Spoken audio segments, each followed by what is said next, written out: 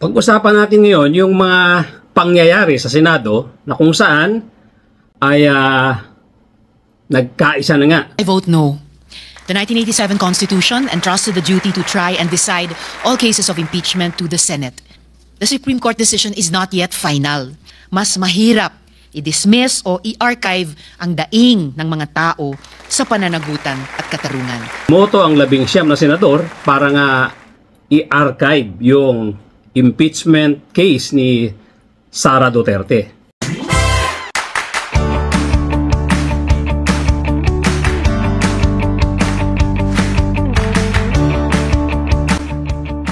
Doon po sa mga bago lang dito sa aking channel, kindly subscribe, kindly hit the notification bell, pati na rin yung like button, at paki-share na rin po para lumaki ang ating community.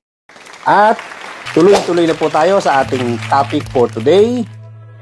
Kanya-kanyang paliwanag, kanya-kanyang papel, kanya-kanyang pangangatwiran itong mga senador na, of course, mga pro-Duterte, at hinahangaan naman natin itong mga pinakitang pagiging statesman nitong si Senador Tito Soto. Clear and blatant errors are present in the ruling of the Supreme Court.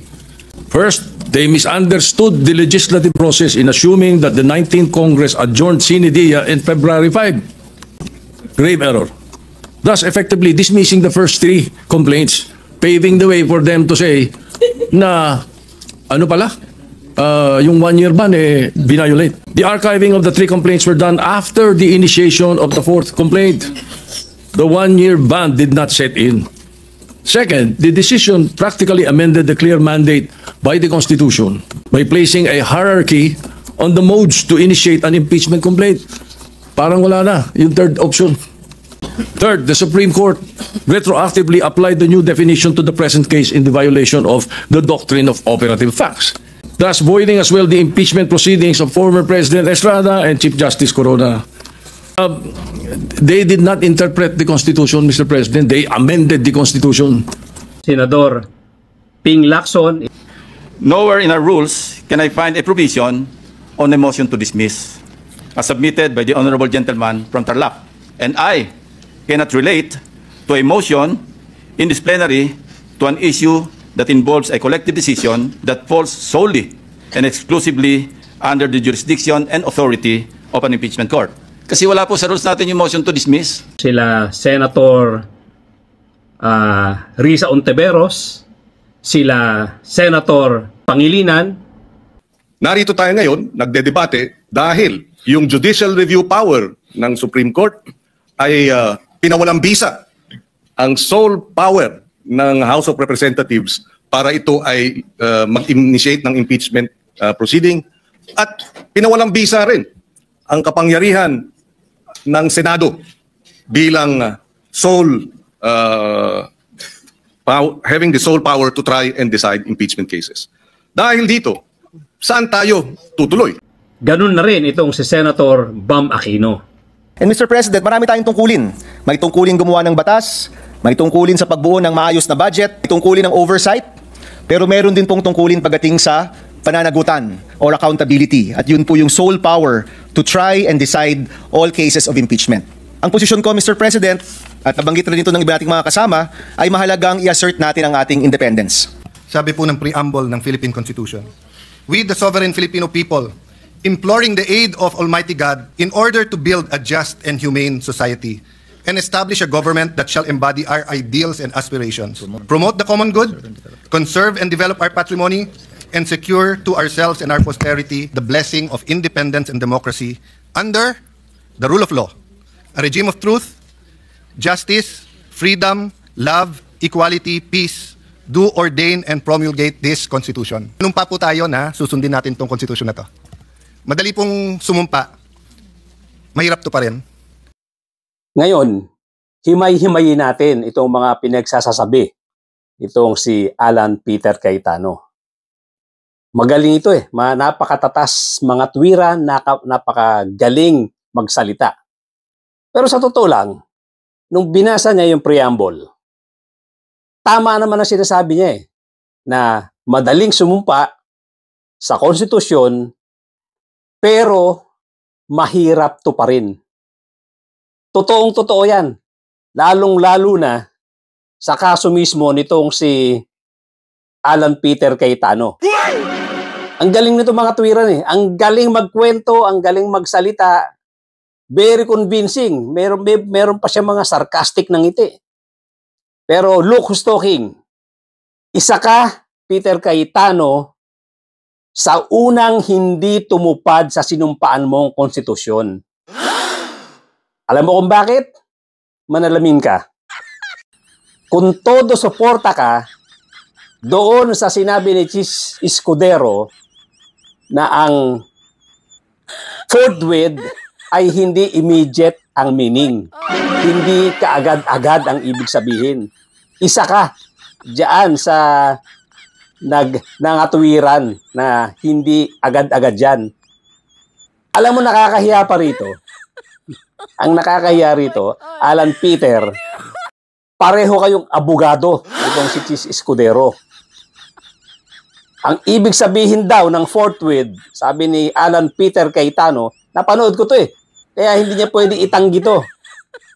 Ang forthwith daw, hindi immediately ang ibig sabihin. Ito raw ay may kahulugan na isusunod kaagad. Oh my God. Isipin mo yan, abogado yan ha. Isusunod kaagad o susunod na.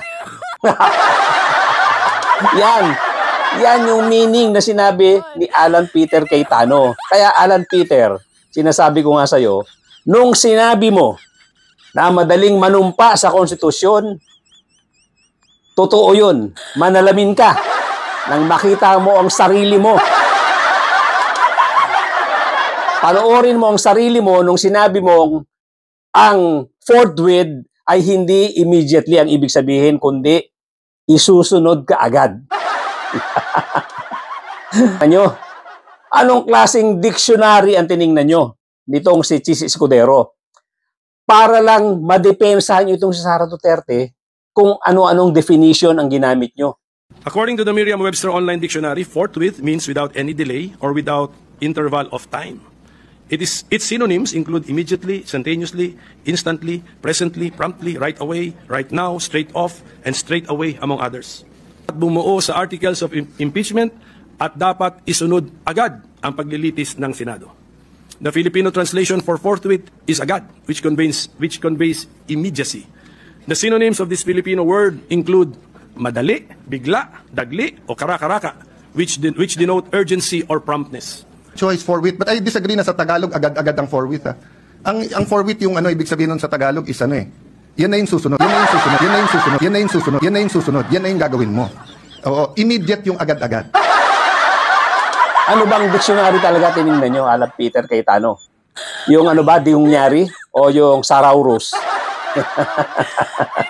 Ang hirap sa'yo, napakagaling mong magkwento, akala mo very authoritative ka magsalita, pero bumabanda sa'yo yung mga sinabi mo. Paano kung hindi tayo naniniwala sa desisyon? Paano kung ang tinatanggal ngayong hapon na to ay si President Marcos at ayaw kong maging presidente si Vice President Sara Duterte? Will I have the courage to follow the same decision? That is the test I apply to myself today. Tinignan ko po ang Supreme Court decision. Solid po. Hindi nito inaalis ang kapangyarihan sa House to initiate impeachment. February 6 po, sigurado yan. In fact, before February 6, may quadcom na. Magiging glorieta na yan soon. Tuloy-tuloy po yan, yung mga investigasyon na yon. Kasi ganun ang politika sa Pilipinas. I hope yung sa baha, imbestigahan din. I hope yung sa corruption, sa smuggling, sa karami-rami nating utang. Not only this administration, last administration, 10 administration. Again, Alan Peter, ibabalik ko sa iyo ang tanong mo. Paano kung ikaw naman ang nasa side ng prosecution na nakakita ng mga ebidensya kaya i-final yung mga kaso? Bilang lawyer, uupo ka na lang ba? Tatango-tango sa gusto ng mga senador na gustong mag-dismiss nito? At tatango-tango ka na lang ba? Yuyuko-yuko sa ruling ng Supreme Court? Di mo na intindihin kahit may mga error sa basis ng Supreme Court sa paggawa ng ruling? na marami ang nagsabi niyan. Mga legal luminaries na ayaw niyong pakinggan. Kamukha nitong si Chis Escudero. Lahat ng mga nagsalitang mga legal luminaries, lahat ng mga mas senior sa inyo, mas mahaba ang experience sa batas, pati na yung mga nag-draft mismo ng 1987 Constitution, ayaw niyong pakinggan. Kasama na dyan si Chis Escudero na nagmamagaling. Parang lahat na lang kayo ang tama. Ayaw niyong makinig kahit kanino. Yung mismo nag-draft ng Constitution, ayaw niyong pakinggan. Iniinsulto nyo. Iniinsulto lalong-lalo na ni Chis Escudero. Ngayon, ibabalik ko yung tanong, Alan Peter. Kung ikaw yung nasa prosecution, tatango-tango ka na lang ba talaga sa sasabihin ng mga abogado or ng mga senador na gustong i-dismiss to outright nang walang trial? At yuyuko at tatango-tango ka na lang ba doon sa ruling ng Supreme Court bilang abogado? Oh, come on. At ano ang sinasabi mong minamadali ito? Ano yung sinasabi mong tamang panahon dito? Ha? Ano yung tamang panahon sinasabi mo? Yung sinasabi mong mga dapat imbestigahan, katulad ng mga pagbaha, mga korupsyon, etc., bakit hindi ikaw ang gumawa? Kung may hawak ka ebidensya, ikaw ang mag-imbestiga. Kanino mo inuutos? Si Sara, na-imbestigahan yan kasi may lumabas na mga ebidensya. Masyado kang nabubulagan sa mga pagsipsip mo sa mga Dutertes. Ikaw ang mag-imbestiga nitong mga sinasabi mong korupsyon, mga pagbaha, etc. Huwag mong ipasa sa iba dahil part din yan ng trabaho nyo. Bakit ang paramdam mo, dapat imbestigahan ito ng Kongreso? Sobra nyong minamaliit ang co-equal body nyo na lower house. Wala kayong paggalang Masyado nyong binabastos ang lower house na parang kayo ang pinakamagagaling sa Senado. We in this room are all for accountability, but tama yung Supreme Court sa tamang panahon, tamang proseso. Jeremiah 29:11 tells us, "For I know the plans I have for you, plans to prosper you and not to harm you, plans to give you hope in the future." Plano ng Diyos, pagpalain tayo. Pero plano ng Diyos, durugin tayo. Ito pang isang sakit mo na madalas kong napapansin tuwing magtatalumpati ka, tuwing magsasalita ka dyan sa Senado, nagsasalita ka or nagsasite ka ng mga Bible verses. Okay naman sana yan. Minsan pa nga sinabi mo, ambassador ka ni Jesus Christ. Oh my goodness. Pero dapat bago mo sabihin ang mga bagay na yan, panoorin mo muna itong mga idinidepensa mo. Panoorin mo itong mga taong masyado nyong sinasamba. Panoorin mo. At ikaw na nagpapanggap na sobrang bait, sobrang husay sa Biblia, gusto mong lumabas yan para sabihin mo, itong side ninyo ay puro mabubuti. Ipinagtatanggol mo yung mga katulad nila Digong Duterte, nila Sara Duterte, kaya ka nagsasite ng mga Bible verses para sabihin na kayo yung nasa good side. And I would just patrol the streets and looking for trouble also. Tagla naghanap ako ng inkwento para makapatay. That's Filipino President Rodrigo Duterte. In Davao, I used to do it personally. Just to show to the guys that if I can do it, why can't you? This isn't the first time Duterte admitted to killing people. Last year, before he became president, he said he killed 3 men who were suspected of kidnapping and rape. Who is this stupid God? Stupido talaga itong putang akong ganun. Tsak-tsak mo lang yung nanay pati tatay mo, wala ka bang kasali? Sino dadating? Si Pope. Gusto ko tawagan na. Pope, umuwi ka na. Putang ina, hindi mo... Putang ina ninyong lahat. Putang ina mo ka! Ayang puting pinauso ninyo. I think even sa psychology or philosophy classes, tinatanong to ng mga professors, what if you had that unique opportunity, katabi mo si Hitler nung 6 years old siya, papatayin mo ba siya? Ang hirap sagutin nun. Of course, for us who believe that thou shalt not murder ang sagot, madali. But what if you could have prevented the worst human rights violations in the world, the Holocaust? What if you could have prevented such fire of fascism? But I know my answer here today. If you kill Hitler when you are 6 years old, if you justify the ends by the means, you will create more Hitlers. Ang galing-galing mo sa storytelling. May pa-Hitler-Hitler ka pa. Paligoy-ligoy. Ang daming kwento. Suma total, ayaw mo lang matuloy ang impeachment trial. Kasi nga, isa kang sugo. Isa kang sugo, Alan Peter, hindi ni Jesus. Hindi ka sugo ni Jesus Christ. Sugo ka ni Digong. Ang dami mong drama, ang dami mong palabas. Iisa lang naman ang pinatutunguhan ng mga tinutumbok nyo. Pare-pareho kayo nila Chis Escudero, nila Bongo, nila Bato de la Rosa, nila Amy Marcos, pati na ito ngayon si Marcoleta. Gusto nyo wag matuloy ang trial. Kini-question nyo pa yung pag-question ng lower house doon sa ruling ng Supreme Court. Karapatan nila yon. Bakit nyo gustong i-shortcut? Bakit hindi nyo tapusin yung proseso? Di ba? Palagi nyo pinalalabas, kayo yung nasa mabuti, kayo yung naghahanap ng katwiran, kayo yung naghahanap ng parehas na treatment, kayo ang mga mabubuting tao, pero wala na kayong ginawang kilos, kundi i-shortcut ito, i-dismiss itong kaso na to. In so many words, lahat ng kilos nyo doon papunta. Wala kayong ibang focus, kundi ma-dismiss itong kaso ni Sara Duterte. So if the Vice President is guilty, dapat po siya ay i-impeach. Pero sa tamang panahon at tamang proseso. Nagsalita ng Korte Suprema na mali ang proseso, mali ang panahon. But yung ano naman ang masama sa pag-file ng motion for reconsideration? Sino ba dito ang nagmamadali? Di ba kayong mga pro-Duterte, nag-uunahan nga kayo makahanap ng paraan para i-dismiss ang impeachment case na to. Nagkakandara pa kayo mula pa kay Bato de la Rosa, kay Robin Padilla, kay Amy Marcos, kay Chis Escudero.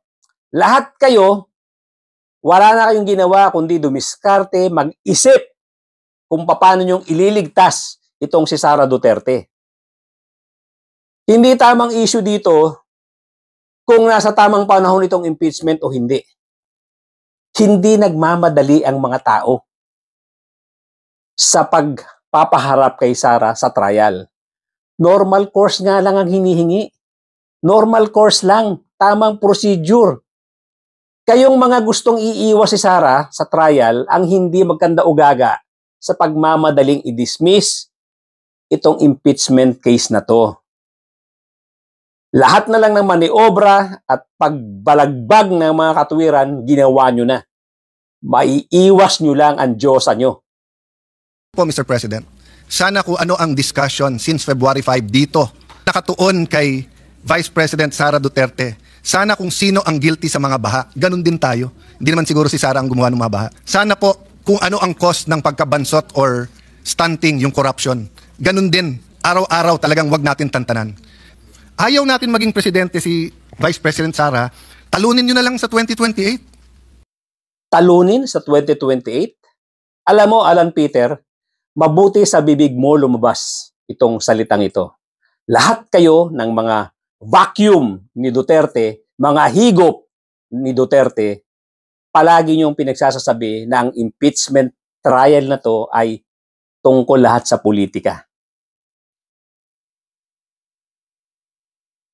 Alam mo, Alan Peter, wala ni isa mang dito sa mga mamamayang Pilipino na gustong matuloy ang trial na nabanggit, na gustong mawala itong si Sara Duterte sa 2028 election.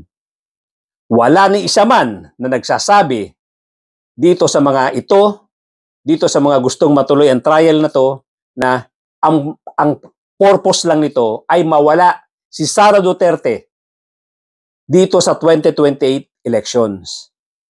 Sa inyo nanggagaling yan. Sa side ninyo, nanggagaling kay Sara Duterte, nanggagaling kay Amy Marcos, nanggagaling kay Chis Escudero, kay Bongo, kay Bato de la Rosa. Walang nagsasabi na itong impeachment case na to ay tungkol sa eleksyon 2028. Sa bibig nyo lang nanggagaling yan. Huling-huli ka sa bibig mo at nabaliwala lahat ang mga pinagsasabi mo kay Ikan. Ngayon lang ang mga pinagsasabi mo. Ang dami mong kwento, may pa-Hitler ka pa, may mga Bible verses ka pa, pero pare-pareho kayo ng mga kapanalig mo diyan sa Duterte Block. Ang sinasabi niyong dahilan tungkol sa impeachment case na to ay this is all about 2028 election. Kayo lang ang nagsasabi niyan. Sa prosecution, walang nagsasabi niyan. Sa mga legal luminaries, walang nagsasabi niyan. Sa mamamayang Pilipino na gustong matuloy itong impeachment case na to, walang nagsasabi niyan. Lahat ng yan, galing lang sa bibig ninyo. Mula kay Sara, kay Amy, kay Bongo, kay Bato de la Rosa, kay Chis Escudero, sayo, at lahat kayong nasa block na yan. Hindi ito tungkol sa eleksyon, Alan Peter. Lahat lang kayo ay nakafocus kay Speaker Romualdez. Aminin nyo man o hindi. Alan Peter, wala kaming pakialam sa eleksyon. Kaya halatang-halata yung kawalan nyo ng respeto sa lower house. Ang yayabang nyo. Ipinapakita nyo, ini-small nyo masyado, ang lower house na ako equal ninyo. Kung laitin nyo, ganun-ganun na lang. Tingnan nyo mga sarili nyo kung gaano kayo kagagaling dyan sa Senado. Ang daming senador dyan, nagbubutas lang ng upuan. Nag-aaksaya ng pera ng taong bayan. Pero napaka-yayabang nyo.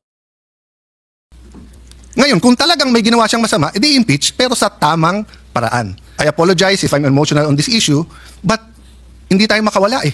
Ang daming mas importanteng issue, pero nakapako tayo sa issue na to. Thank you, dear colleagues, and thank you to Filipino people for the opportunity to share my thoughts on this. So I vote for the motion of Senator Marcoleta.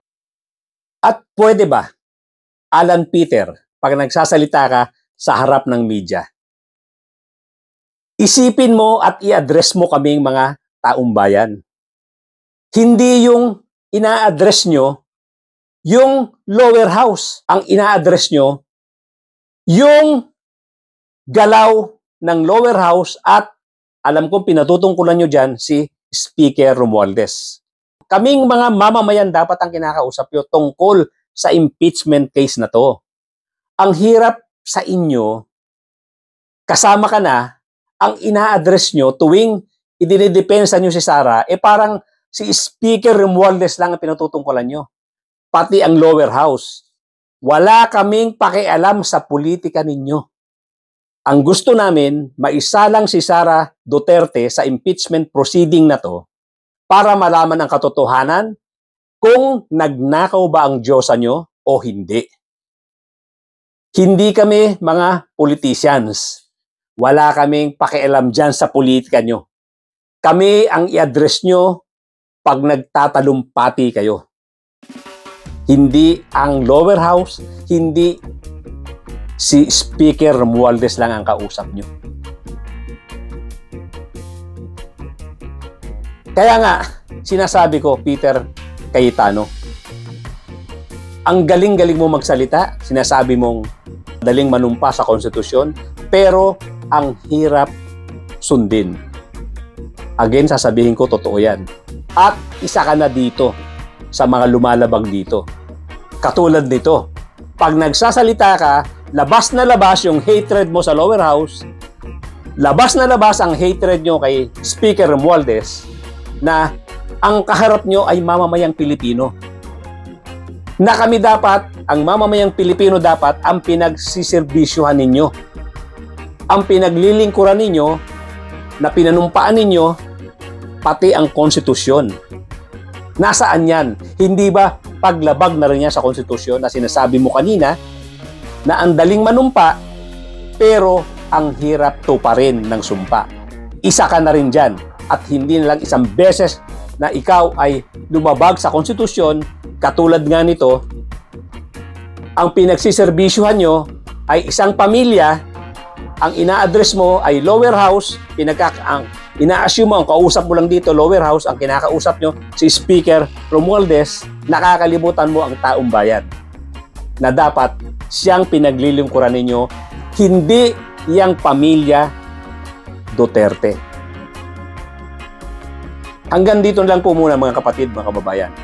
Thank you so much for joining me today, at doon po sa mga bago lang dito sa aking channel, kindly subscribe, kindly hit the notification bell, pati na rin yung like button, mag-comment po tayo, at please, i-share po natin ito nang sa ganon marami makarinig at lumaki ang ating community at makarating ito doon sa mga taong dapat makarinig ng ating mga komento, nang sa ganon baka naman sakaling mahiya itong sila Alan Peter, sila Chis Escudero, itong sila Bongo, itong sila Amy Marcos, itong sila Marcoleta, itong si Bato de la Rosa. At tandaan natin, kung hindi magtatagumpay ang impeachment na to, meron pang ombudsman, hindi pa natin isinasa isang tabi na pwede rin silang maaresto ng ICC. Again, mga kapatid, mga kababayan, hanggang dyan na lang po muna, at ladies and gentlemen, magkita-kita po tayong muli.